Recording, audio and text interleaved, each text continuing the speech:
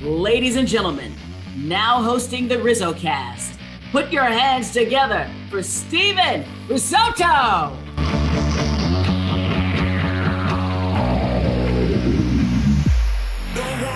What is going on, everybody, and welcome to episode number 78 of RizzoCast. I'm Steven Risotto along with Jasper Lindsay, and today we are joined by the wonderful Marissa Gonzales. She writes baseball for Sports Rants and covers the Giants for 49ers Gold Mine. It is a pleasure to have her here. Marissa, what's going on? Welcome. A little bit of a kind of sad day looking at the standings this morning, but you know what? We're ignore that for now. We'll talk about that later. But it's a good morning overall. Yeah, I mean, Giants, of course, and the headline that I wrote last night, which I got a reply that completely disagreed on Twitter, but I said I think I said skidded or tumbled. Tumbled was the headline that I used. I don't know if tumbled is the right word, but the Giants have lost 4 straight. It's the second time all year they've done that. They've played some really bad baseball the past few days. They've run into a few pitchers that are amazing, granted. But what have you seen kind of from this team this last maybe week or so with the baseball that they've been playing? I feel like it was so easy to kind of get used to the really exciting stuff that we were seeing for a minute there. I mean, I would think tumble's a fine word. It's not like it really, it just kind of happened. That's kind of what it's been. There's just been a lot of missed opportunities, and it's kind of frustrating, but also I fully think that things I've seen from this team earlier in the season we'll start to see again. And I mean, it's only half a game right now. So right now we're at the best position we can be. You know what? Also, too, the pressure's a little bit off, though, off of the Giants because, okay, well, obviously, pretty much everybody, first of all, wasn't expected to be there. And of all was like, okay, well, at some point, the Dodgers are going to retake the lead or whatever. And they have for now. But again, the pressure's off. And, I think that will be really going forward out of this slump here.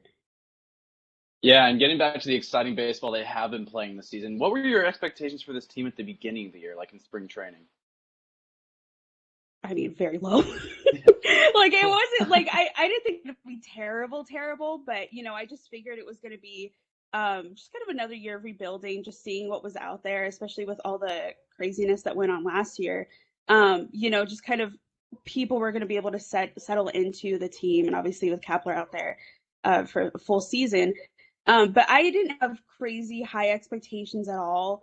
Again, I didn't expect them to be terrible, but I figured the Dodgers run away with it. Players, signings, all that. They were going to be kind of the two that were going to go off. But happily surprised, very surprised. So my expectations were not high. Yeah, and another guy who's really exceeded expectations this year has been Brandon Crawford. How key is he going to be for the Giants down this stretch? Just in general, between Brandon and Posey, and just all of these, veteran guys that it's like, oh, they're kind of old now. Are they really going to do anything? But it's they're really out here, showing out that, okay, yeah, we have Chris Bright, and now, yeah, we have all these other cool people, but don't forget about the power of Brandon Crawford and Buster Posey. That's going to be huge. That's been, I think, one of the most exciting parts about this season, because it's guys not have fallen off or anything like that. It's they're showing more their performances that we've seen in past years, and I think that's really exciting to see again from them. And what's it kind of like with Crawford? Because I know he just signed the 2-year extension with the Giants, and they kind of ventured out, and he's the first guy from their core that they've kind of locked up. And I guess it kind of ensures, based on the public persona, that he's going to be a Giant for life. And this is a cool story. He's a hometown kid, East Bay guy, grew up going to, Giants games, season tickets, and all that. And I mean, it's a really, really cool story. So just kind of, and it's not the end yet, but I mean, I guess we could do some reflection on Brandon Crawford, right? I mean, so what was it? his career's just been so spectacular. 2 rings. What's it been like to watch this guy day in and day out? Brandon Crawford is, I mean, I don't think there's a question that guy's great. Of course, Giants fans have loved him for years. And yeah, just the whole story about him, like that picture of him when he's like, how is he like 2 or something? Yeah, That picture is just so cool. And like, it's always really cool, like with any to see a player like that grew up, rooting for the team and all of that. That's always a really cool story. And then Brandon has just been, crazy. Brandon is so cool. But it's been so nice because I feel like that's why sometimes it's easy to forget too. Like even in the Giants down seasons or maybe things aren't that great, you still have guys out there like Brandon Crawford who are going to make plays every now and then. And it's like, oh wait, we have some cool pieces going on here. This is really cool. Brandon great, and again, just to see him really step into that power again more than we have recent years. Going back to like his throwback form, it's really cool. And yeah, Brandon is a huge piece. And so to know that that's going to be here for the long run, and again, for basically his career, there you go. Yeah, and I want to ask about the other Brandon go for too, because he finally broke 20 home runs this year. And I mean, I don't know. What are the Giants going to do with him in the offseason? I don't know. Of course, there's a group of people that wanted to see him gone for years and years and years now, and it's like at this point, I don't know. I breaking 20 home runs. Again, another guy come back this season and really showing more power, kind of going off again. Dealt with injuries, which is kind of standard for him. He's back. And I don't know. No, I'm just like this far into it. Are we going to get rid of him at this point? I don't know. I kind of don't see it happening, but who knows? Yeah. Because now Zaidi's here and Zaidi doesn't play. So I don't know. Yeah. Finally, the 20 home runs. Like Giants Twitter has been on him for his entire career, and he finally did it. He finally did it. It's amazing. Better than ever. Glad he's doing it while he's still wearing a Giants uniform. Yeah, he does it in his last year. That's so classic. It's just hilarious. But I mean, you mentioned Gabe Kepler. Gabe Kepler for me has been the biggest transformation I've seen. Because when he was first hired on, people hated the move. They hated, whatever the situation was in LA. They didn't like how he handled it. They didn't like his managerial style in Philadelphia. They didn't like that. I don't know. They just didn't like him. He was not well liked when he was first hired. And man, has he completely transformed that narrative. He's now in the conversation, I guess, for managerial, manager of the year. How can you really choose any other manager for that award? So Gabe Kepler, what do you think about his performance this year to kind of propel this team to, be contenders when nobody thought that they would be? I actually just an article about the whole thing about people wanting to be for manager of the year. But yeah, it's crazy because I was ready and I was like, are we really doing this early? But then I was thinking about it and I was like, well, why wouldn't we do this early? Because I think myself, along with probably the majority of Giants fans, didn't have super high expectations for what was going on, especially considering how competitive the NL West is in general. And again, obviously a team like the Dodgers and then a team like the that's really coming up and really these guys are getting a lot for them. And so, okay, on the shuffle. And then again, Kepler's here and really not only exceeded expectations, at least for me, but just the way that he's been able to bring this team up to not only exceed expectations, but again, for how long was it that they were top of the NL West record of baseball? Like, that's crazy. Like, you told me at the beginning of the season, like, okay, maybe they're going to do a little bit better than I expected, but there's no way. Like, what? And so obviously it doesn't all fall on just the team or just all on Zaidi, which a lot of people just give credit to that. Which is true. Of course they deserve credit, but at what point is it like, okay, well, Kepler's here now, and Kepler's the one making a lot of these, in the moment decisions. And because, a lot of the problem was that people were not a big fan of his managerial style. And, I think in some ways he still has a tendency to kind of overmanage and, in some aspects, but also he's gotten a lot better just throughout this season that we've seen him. He's gotten so much better. And I think he does a really good job of listening to criticism and listening to his players and adjusting to it. And that shows in the success that they've had. And he's jacked too. Yeah. For no reason. It's like, what do you need? Man, but you mentioned Farhan Zaidi, and I mean, what are you seeing as far as the culture he's brought to SF that's different from a Brian Sabian or a Bobby Evans? It's like night and day. Like, it's crazy because I think obviously there was so much like before it was just all about like a lot of nostalgia and like, obviously keeping guys around for what they've done. But then it's like, okay, but at what point do we need to part with these players, appreciate what they've obviously done, bringing in, several rings, 3 rings. But also it's like, okay, but what are we doing right now? Like, how is that going to propel us right now?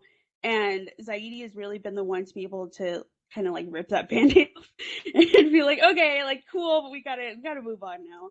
And again, a lot of that's like adjustment for fans too, because it's like, wait, what do you mean we're not bringing Hunter Pence back for like the 3rd time? Like, what do you mean? Like, what? But it's like, it obviously, again, it shows the success that the Giants have had moving forward that obviously these are moves that needed to be made. And it's just, I feel like I just trust more of what Zaidi's doing. And I don't understand it. I'm not Zaidi. I'm not out here, with all the information that he has. But I know that whatever moves he makes or doesn't make, it's for the best interest for the future of the team. And not just right now. He's thinking about the entire picture, the bigger picture. And I think he's great. I think that's another thing when he was first hired on. I think just because he was like from LA, everybody's like, what are we doing? But we don't like him. He's been great, and he's just continued to prove himself time and time again. Yeah, no, 100%. And the funny thing about him is that he does manage, or not manage, but he manages, well, yeah, kind of, I guess, manage. He manages a roster, and he does it like a fantasy football team. It's like amazing. Yeah. Like Incredible. Jason Vossler, like poor guy. I mean, Jason Vossler's constantly getting shuffled up and down. I mean, I don't know. Estrada's Like, another guy. yeah, his apartment, like the plants probably in his apartment are like so inconsistently watered. Yeah. Estrada, yeah, I mean, it's kind of amazing to watch John Brebbia. So I mean, it's crazy how he shifts these guys back and forth, and it works. It somehow works. Right. One guy that he shipped to San Francisco, and you have the shirt on right now, Chris Bryant from the Chicago Cubs, the much needed trade deadline bat, and honestly, he fits so perfectly on this team. I think he's hit really well since coming over. I don't know about the re-sign. I guess maybe we'll get to that after, but what kind of shot in the arm has Chris Bryant given the Giants? I mean, I've wanted Chris Brown on the Giants for years, and obviously now is the first time that it genuinely made sense, not only for him but for the Giants in general. Like, it made so much sense. Again, that was another thing, because obviously there were a lot of things that Giants fans were trying to do on the trade deadline day, but that was the one thing that I was like, okay, if anything happens, I just hope that it's Chris Bryant coming.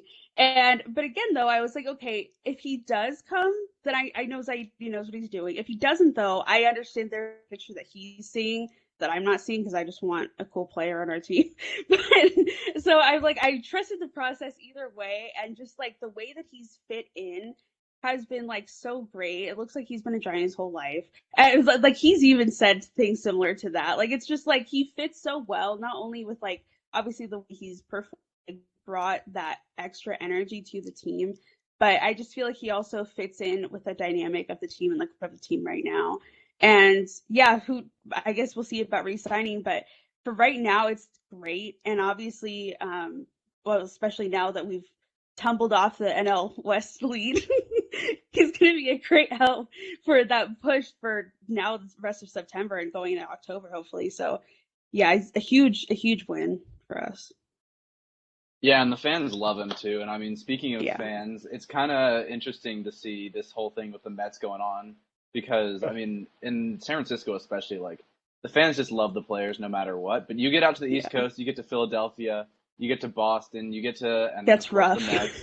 They will boo you. So I mean, I want to, yeah. What are your thoughts on the whole thumbs down thing? And is Javi Baez in the wrong here?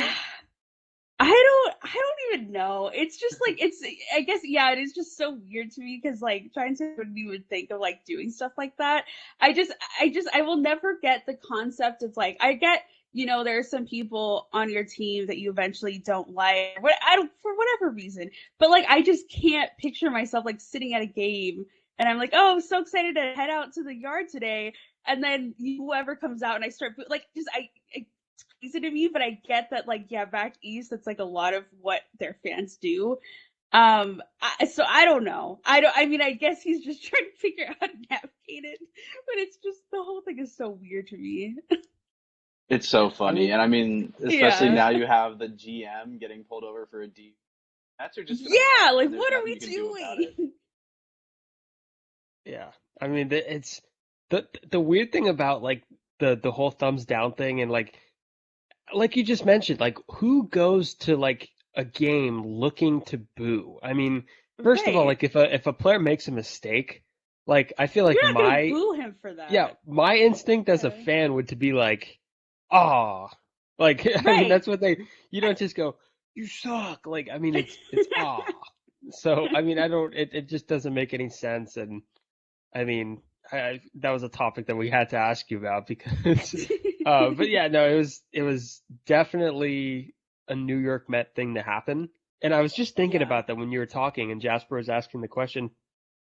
Giants have not had a player like Javi Baez or Francisco Lindor. Like they just have not had a personality like that. Like Mauricio Dubon, like really? Like does he fit the mold? I don't think he's good enough to like claim that personality and like be known as, an energetic guy like Lindor and Baez both are. So yeah, but that's also what makes Chris Bryant so perfect for San Francisco is he's the most humble guy and like he fits. Exactly. You look at Posey, you look at Crawford, they have never been like divas. It's crazy to see some of the players in the LV who think they're bigger than the game. Yeah. True. Absolutely. 100%. You also wrote about something a few months ago, and it's God. Trevor like, I actually Bauer. hated this piece that you did. Okay. Trevor Bauer. It's a really, and I guess it's still kind of relevant because they keep pushing back his administrative leave, which is the stupidest thing. Just like, I mean, he's not coming back. That's just all there is to it. So, I mean, what is kind of your thoughts initially? Because I know you have someone how the Dodgers handled it. Yeah, the initial reaction was just like it was stupid to me because this was right when they were starting to clamp down on the pitchers using all the stickiness and all that. And I can't think of the pitcher's name, but the first pitcher that got suspended for it was like obviously like immediate. And then, the Trevor Bauer stuff comes out and it was like days. Like it was like way too long. And I'm like, okay, if you're going to freak out about, pitchers using this stuff and you're going to enforce that rule, cool, fine. But like, how are you also going to let this just sit? Because it was like, I believe it was like 4th of July weekend. He was supposed to start. And somebody, I don't remember if it was Dave Roberts or whoever, it had been like a couple days, and he was like, we haven't heard anything different, so he's still expected to start on the 4th of July. And I'm like, why isn't it, like, I get there's different details that need to be sorted out. I get that. Also, there's investigations that happen. But why can't you just say, even if the next day, I mean, I feel like it came out like in the morning, like, why can't you, the end of that day or the next day, be like, okay, regardless of what, the MLB is saying, as the Dodgers, as an organization, you can choose to, whatever you need to do to get this player off, say you're putting him on the IL or whatever, like, find a way to, like, this is not okay. And especially, with the stuff that's happened in the past, which is a lot of what people were upset about with Kepler, it's like, okay, well, now this stuff has already been a part of history in your pattern, so do something to change that now. Don't wait on Rob Manfred to figure out what's going on, because who knows how long that's gonna take. But so it's like do what you can, because that is your pitcher at the end of the day, so you can figure out what to do with it. And the MLB is gonna launch their own investigation or whatever. But I just thought it was like it didn't make sense to me. Like, how are you gonna be so quick to suspend a pitcher for whatever he had. But then at the same time, you're going to let Trevor Bauer fly. Again, whether it was true or not, take a stand and show that you care. Like, it makes sense on the Dodgers and the MLB's part. It just didn't make sense. Yeah, and I think it was a bad move by Dave Roberts altogether. And I think he let his Yeah. competitive edge get the best of him there because his team's struggling. He wants to get one of his best pitchers that he signed in the offseason out there. But obviously, you can't ignore this stuff. And it was just a bad look for the Dodgers organization as a whole, especially after the Kepler thing. Exactly. I saw it was like the one chance you had to redeem yourself. Like, God forbid a situation like this even happens. But yeah, it's your one chance to redeem yourself. And Roberts is like, yeah, happy 4th. Trevor Bauer is going to be on the mound today. What? He's not suspended, so I'll use him. I mean, yeah, like, okay, cool, I guess, but no. Yeah, and then of course our pal in the audience, Stephen Luker, is saying that Hector Santiago is the first one suspended. There we go. Sticky stuff. So thank you, Stephen, for that. Love the name, by the way, Stephen. Also, yeah, I had to get that in there. Now, transforming from Bauer to a completely different human being, you have a favorite player. I know this is your favorite player probably of all time. Tim Lincecum was my favorite player of all time, too. So, I mean, he is someone that is like, he was bigger than the game for a long time because I always looked at him as like someone who shouldn't look like he's a baseball player, like doesn't look like he's a baseball player, someone who just looks like he's a regular guy off the street, that you'd see in a city somewhere. But no, he's, a smaller guy, dominated hitters, had an electric personality. What is it about Tim Lincecum that kind of stands out to you too? I mean, Timmy's just like that guy. Like, he's just so cool.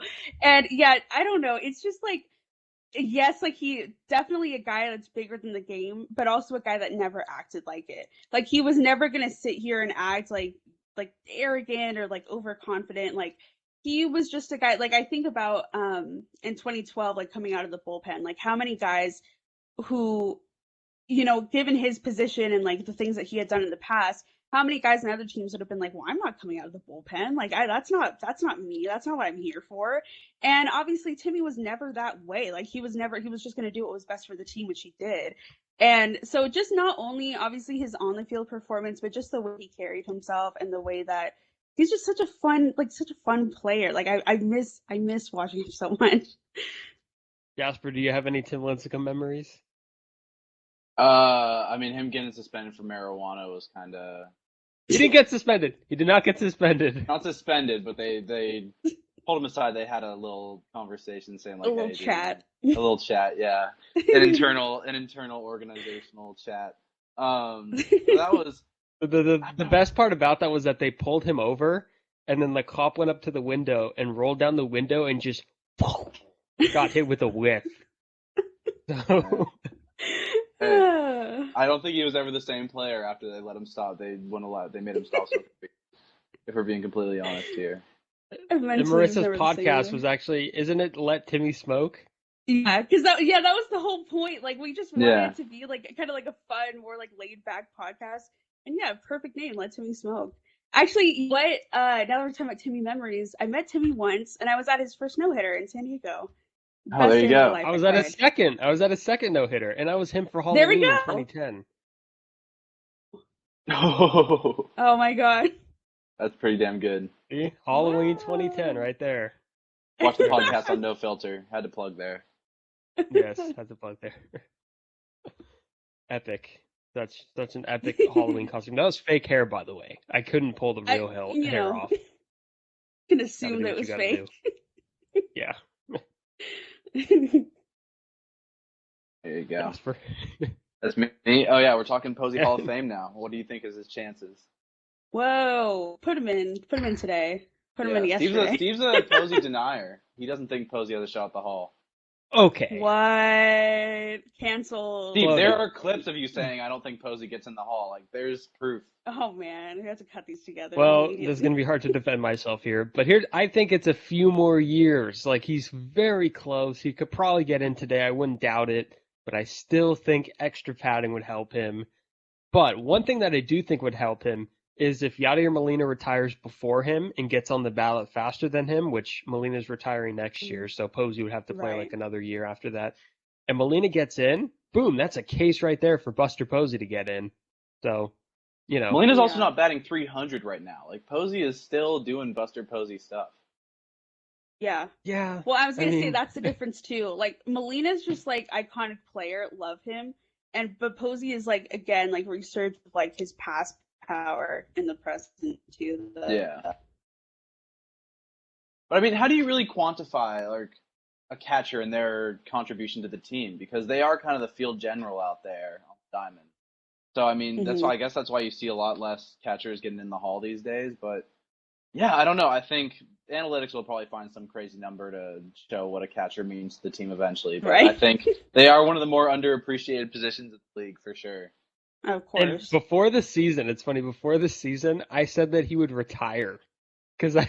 Really? I didn't. I could have seen that, though. I could have seen that. Yeah, because I didn't know what, like, I mean, obviously when a guy takes a year off, you wonder what that does. Like, you get used to, for him. Yeah, you get used to spending time at home. You get used to going in the routine. You got the kids around you.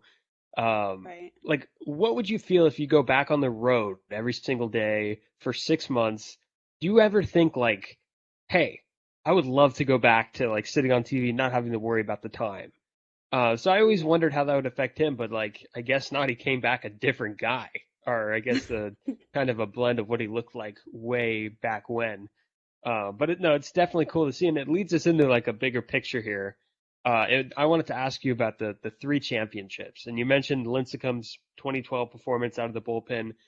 That's just the spectacle of what we witnessed, as people who are Giants fans, and like we witnessed the best era ever in Giants franchise history. And I was just wondering, what was kind of your favorite moment from that run? The first thing there's like a million, I'm sure. Yeah, the first thing when you said that, I was thinking when Buster Posey was going off against the freaking Cardinals. I remember I was at school while that was happening, and I was like, I had like my phone, like my headphones, like plugged into the radio, like trying to listen. Yeah. And I was just like, oh my God, what's going on? But yeah, that like I think like I don't know if we all do, but like I kind of have like my favorite World Series out of the 3. For me, it's 2012. I don't know, just like the way that the Giants kept having to come back and kept having to prove themselves. It was so like everything went the way that it was supposed to. It was like the moment that things were okay, well, that's not why. It was like it came back even more than that. Like it was just such a fun roller coaster, crazy ride. But 2012 in general was just like everything. But like Rally Zito, like God, like everything was just so perfect. Like I could cry. Like it's just so perfect. Yeah. And how do you stack that 3 championship run up with, like, I guess some of the other great dynasties in history? Like, that was something I don't think we'll ever see in baseball again. Like, these teams were just so gritty, so kind of pieced together, like, made all the right moves at the right time. Like, you think about guys like Marco Scudero. I'm blanking on another one, but Ryan Theriot, he was a hero in the World Series, too. Like, it's crazy the guys they had and what they accomplished. Yusmeiro Petit. Yes. Like Marco Scudero is like my favorite person that exists. Like I just like there's so many cool things that came out of it. And yeah, I think that was what was most exciting about each one was that, it wasn't like the Giants were the favorite to win anything, like any sort of, there were always teams that were being chosen above them, always picked to win above them. And so I think that's made each one special because although different standouts for the Giants in each one, it was like the same theme of like they're never the ones that are favored. Like they're always playing from behind, or they're always playing to prove themselves, and they continue to do that again throughout the years with different people, standing out. But it was just like so cool that was still the main story. It was crazy. Yeah, they weren't picked in any postseason series. Like not the Braves, definitely not that Philly team in 2010, not the Rangers who were great offensively, not the Reds, not the Cardinals, not the Tigers. I'm going to go through all of them here. The Tigers were so stacked though. That team was incredible. The amount of players Which they one? had on that team. The 2012 Tigers. Yeah. I don't know how they Cabrera, never Triple won a Crown winner. championship. Yeah. Yeah, it was the And Triple then Crown year. 2014, you know, second place. It wasn't the greatest team in the world, but, you know, got through the wild card game and then got through the Nationals, who had the best pitching staff, got through the Cardinals again. Ishikawa in the right, the Giants win the pennant. And then, you know, Game 7, Madison Bumgarner did what he does. So, no, that was an incredible run. I'm surprised they never ran into the Dodgers at any point. Like, I think we're gearing towards that kind of series this year. Gosh. But, man, I don't know. Because we were talking about this the other day on our banner show. We could have Yankees, Red Sox in the wild card and Giants, Dodgers in the divisional round if everything goes right. So crazy. You're playing That'd be so exciting, though. That would be absolutely insane. Baseball might actually get some viewership this year. Yeah, Manfred is probably on his high horse, hoping that happens. So that would be pretty incredible. Marissa, you are also an aspiring broadcaster. Is that correct? Oh, yeah. When you said my name, I was like, I keep feeling like you're gonna like tell me I did something wrong or something. Oh, Marissa. Oh, it sounds like the principal's office. Yeah. Is that what it sounds like? Too. Yeah. So how did you kind of like want to go into media? What was kind of the story of how you wanted to how you got started with that? I don't even really know how it came to be, but I think maybe by like my junior year in high school, I was like, all right, like that's what I'm gonna do, and like that was just kind of like my decision. And then it started off to where I was like, okay, I specifically only want to pursue sports journalism, and like that's what I want to do. And you know, during college and stuff, you start doing a lot more of the like we had, like I'm sure every school has like the we had a weekly one, but it was like a weekly news show, and like the whole, obviously all the students put it on and stuff.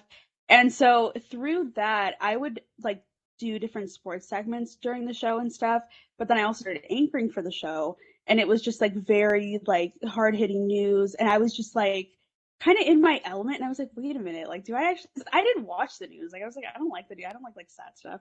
And, but then like once I started really studying it, I was like, wait, I actually really like it. Like I like putting like on like the news voice. Like that's like such a cool, like that's so cool. But like so now I'm kind of like at the crossroads where I've like rediscovering like my love of sports journalism. Obviously the love for sports was always there, but now I'm just kind of like, long term, do I pursue sports journalism or do I pursue like broadcast news journalism? And my heart tells me sports because I'm like, what I love. But we'll see. But, you know, it's just like the love for both and just like journalism in general. It's just been my life for so long now. And yeah, I feel old now. Steven here, old as HE. Yeah. I'm not allowed to say that I feel old on, like, if I say that on if I ever tweet. Yeah, no, you're not allowed. I would get. Steve, let the audience know how old you are real quick, just so we have a little. Yeah, how old are you? Me? I'm 24. No, just kidding. 19. Okay, that's what I figured. Yeah, 19. I'm 23. So. I feel old. Yeah. Yeah, well, I got 2 decades under my belt this year, so I'm new to the whole being 20 thing. I'm not sure how I like it thus far. We'll see how it goes. What a time. Yeah. I got one more year in my teens. I'm just going to sit back, relax, you know. As you should. Enjoy it, Steve. Yeah. Yeah, but Marissa, do you have like a dream job? Enjoy it as if you're so far off. When you're different. I'm literally gonna I'm on my deathbed, Jasper. Thanks.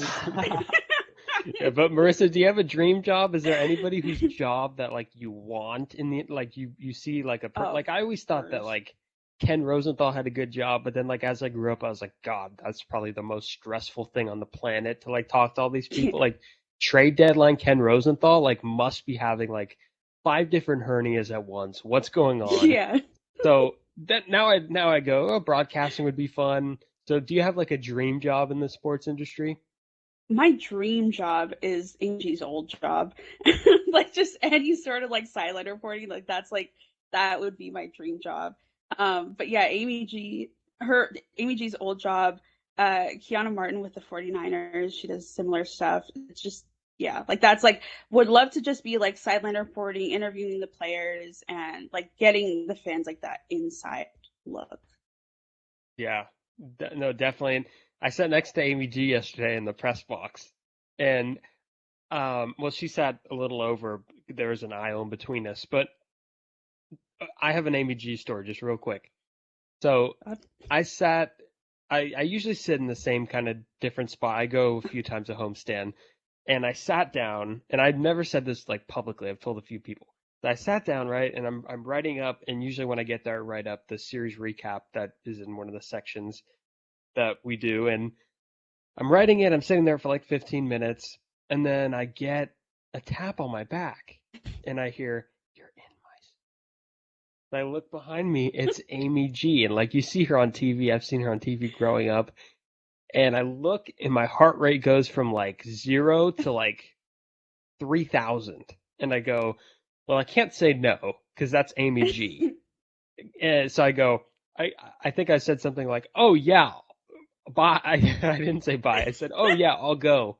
So I walk down and I go into the bottom section below her, and I just sit at my computer like this, like traumatized at what just happened. I was like, and she was like, "Yeah, you could sit over there. There's open spots over there." I was like, "Oh, okay, yeah."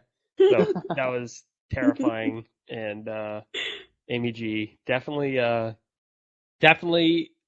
intimidating when you get in her way, but super That's nice. so interesting. Yeah, Yeah, no, because she just seems like so nice to see her. But yeah, I could get. Yeah, you were telling me that story a couple weeks ago. Yeah, I get in that context, so you'd be like, "Oh my god, like I'm just gonna leave."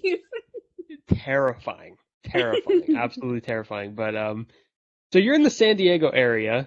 What is it kind of like live? Because I feel like everybody has the same consensus. Like living in San Diego is like the best possible thing. Like good weather. I've been down there a few times recent years. Good weather. You got a baseball team.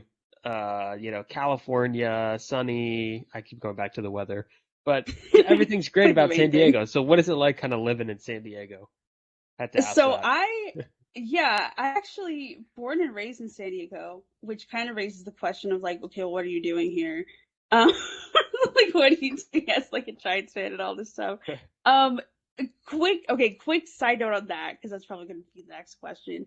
That was just because we would always travel a lot and vacation a lot when I was younger, and we went to San Francisco the first time I think when I was like maybe like 7 or 8, and I just like I loved it. Like we were just walking around, I picked out my dream house, and like my dad will still point it out to me now, and he's like, "Oh, remember you said you were gonna live there?" I'm like, "Yeah, I still am." But like I don't know what it was. Like we had gone to so many different places because like my sister grew up playing travel softball and stuff, so like always somewhere. And San Francisco was the only place that was really like, I love it here. Like, when are we going back? Like, can we go back? Like, I got so many like years. Like, I just like needed it around me. So that's how I started following their teams, because that was like around the time that I really started watching sports and all that. Anyways, but back to San Diego, it is a great place to live. It's been a great place to grow up. Obviously, yeah, the weather is the main thing, but um, it's just really like kind of a laid back city. Because like obviously you think of like the main big California cities like San Francisco, which is just like its whole different vibe, LA, which is gross, and then yeah, San Diego, which is just like Oh, you're it not just wrong. It is though. It it is. is really is. That's I not was even there a this joke. summer, and like I was walking on the Hollywood Walk of Fame, and I can't tell you like how many like Oh God. it was disgusting. It really was, and like not this. Yeah, San Francisco does have disgusting parts, but Right. Every man, city like does, but like overall. Hollywood and like all that down in that area, just God. Yeah. And so yeah, like so growing up there in California, like I've been to LA a lot, obviously, because like family's there, or, like friends are there, whatever. It's just not, I don't like it. Anyways, but San Diego is just like it's very laid back. I just feel like it's very quiet. It's so weird. I was trying to explain this to somebody because it's like obviously San Diego is like a big city, but it's also kind of like very small. Like there's only so much going on. Like outside of like downtown and like the closer like surrounding areas, it's just kind of like I don't know how to explain it, but it's just like it's kind of gives you smaller city vibes in certain areas, but it's just a really laid back place. Obviously the weather's great. Baseball's always been there, but obviously now more local San Diegans are like at the game, and I'm like, where were you a couple of years ago? Relax. But but it's exciting. It's exciting just having a team like the Padres that's actually doing well, and also just having exciting players, like players that people actually want to go out and see. Not that exciting for me though, because now when the Giants come into town, tickets are always a little bit more expensive when the Giants come to town, but then it kind of got to the point to where it kind of like leveled out. And now tickets in general are just expensive because it's the Padres now. And so it's like, dang it, like can we just go back to having some unknown people for my sake? Just like you get it. But no, it's a very laid back vibe. It's a super chill vibe. Very different from San Francisco, but also way better than LA. 100%. Okay, so before I get into my next question, we do have some breaking news on the pod. The Mets general manager, Zach Scott, has been placed on leave, and Sandy Alderson will take over as the general manager of the Mets. So that is now back-to-back He gets GMs. the Trevor Bauer treatment, administrative leave. Back-to-back GMs, the Mets have messed up on. It's going to be called the Trevor Bauer leave soon. Yeah. He was placed on the Trevor Bauer leave. Yeah. Okay, but my question was for you, now that you've been able to see Petco and AT&T, which has been your favorite of the two parks? Because they are both beautiful. Oracle. Oh, they're both. Oracle, yeah, no, right. Oracle for sure.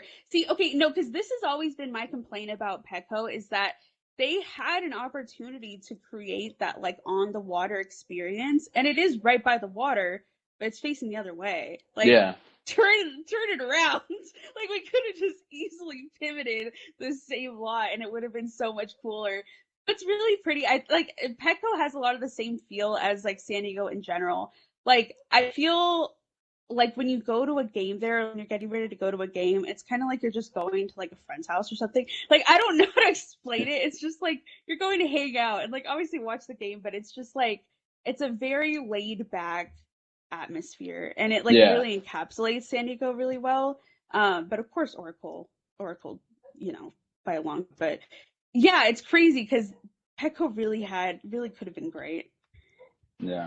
Gaslamp District is beautiful, by the way. It is. When we went down there a few years ago, it was the summer before the pandemic, 2019, and like we took that tram or whatever everywhere. It was like so perfect. Like we went everywhere with it. We went to like Old Town San Diego.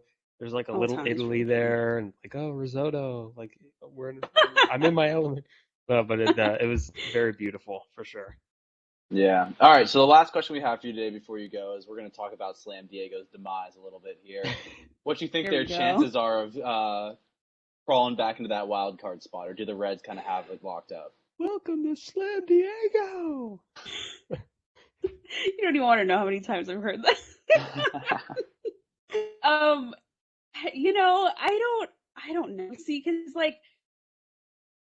like the Padres have the pieces now, but it's like something just still falls short. And especially with like, Tatis, who's been running that charge of Slam Diego and all that, he's been back and forth off the IL. And ultimately, I think he's going to need surgery. And I kind of just think they're prolonging it even more and making it even worse. So I don't know. I just think that could they maybe would go any farther than that and be successful? I don't really think so. Yeah, they're not beating the Dodgers in a wild card game. Exactly. So it's like, I don't know. I wouldn't completely write them off yet. But I don't know, because now I'm kind of I don't know. I just don't think that they have the tools to like continue on into October. Yeah, I don't. Yeah, and I think I don't know is the perfect adjective to describe San Diego Padres baseball. I mean, it's kind of what it's been like there for years. It's right, and it's just been so up and down. And like I said, because now they really do have pieces where they could, do all this stuff, and it's just something just falls short of that, and it's, I'd imagine, very frustrating. Yeah, but I think it's funny that you said that you hear Slam Diego a lot. So, I mean, the home run chain, where they call it the swag chain. Yeah, exactly. Hey, Marissa, guess what? So much. Slam Diego. There, you heard it again. You heard it again. It is fun to say. It is fun to say. I'll give them that. Yeah. It is cool. It is cool. But like, I was gonna mention earlier when we were talking about just how But we were talking about how Chris Bryant fits in just because it's a very like humble environment, like humble group of players. And not that Padres players aren't humble, but it's just so different, like the energy. Obviously, like you have the Giants, which are, pretty laid back, just kind of put their heads down, do their stuff. And then obviously, yeah, the Padres are out here with their home run chain. Machado's out there, Tatis is out there. It's loud. It's like, whoa, it's just so different. It's really funny. Yeah, I got the announcers screaming at me. I mean, every time I scroll through Instagram, I just have to like turn down the volume like all the way. Like, shut up. Yeah, it's just funny seeing like, because obviously I watch the Giants every day, and then I'll like see or hear like a Padres game or whatever, and it's because I'll just watch it if it's on, like it's baseball. But like, it's just funny like seeing the difference on a daily basis. It's like the home run chain is out there, like spin it. I'm like, relax. Yeah, like you got Dave Fleming on one side going and gone, and then like on the other side you go, the crowd's out. Tatis makes a play right at him. Oh my god! Yeah, everybody's freaking Tatis out. fields a ground ball. Yeah. Tatis makes a routine play. Everybody's screaming. Yeah, exactly. Marissa, I appreciate it. We appreciate talking to you. This was a lot of fun. It was a lot of fun. And yeah, definitely, you're welcome on anytime, and we're probably going to bring you back. I was going to say, have me on whenever. Future. Yes, you guys can follow Marissa on Twitter at Marissa Marissa, and then LOGANOXO. I should change my Twitter name. Yeah. Steve, we actually have a ahead. chat option now. We can throw that in. That might work out. Yeah, exactly. Cool. Yeah, so follow her there and go ahead, look at her work on Sports Rants. It's great. Look at her work on 49er Goldmine. It's great as well. And you will see her on the news or as the next ADG. Especially a friend of the program now, too. Friend of the program, yeah, absolutely. Oh, thank God. Friend of the show. I'll love to see it. That's been my dream. Amy G declined the invite. You didn't, so you have climbed over Amy her. G just kicked you out. We are not on good terms, even though she thinks that's two different people that she thinks she declined a random person's podcast, and then she thinks she kicked a random person out of her seat. So I don't think she knows that I'm the same person, but we'll get good with her. We'll get on good terms, and she'll pop on. But yeah, Marissa, definitely appreciate you coming on. Thank you guys for having me. It was so much fun. And you guys can follow the podcast on Twitter and Instagram at RizzoCast. And, of course, follow us here on No Filter Network. We're still new here. We're still kind of learning the ropes. And, yeah, it's been a lot of fun. Thank you guys for watching. Thank you guys for listening. And see you next time.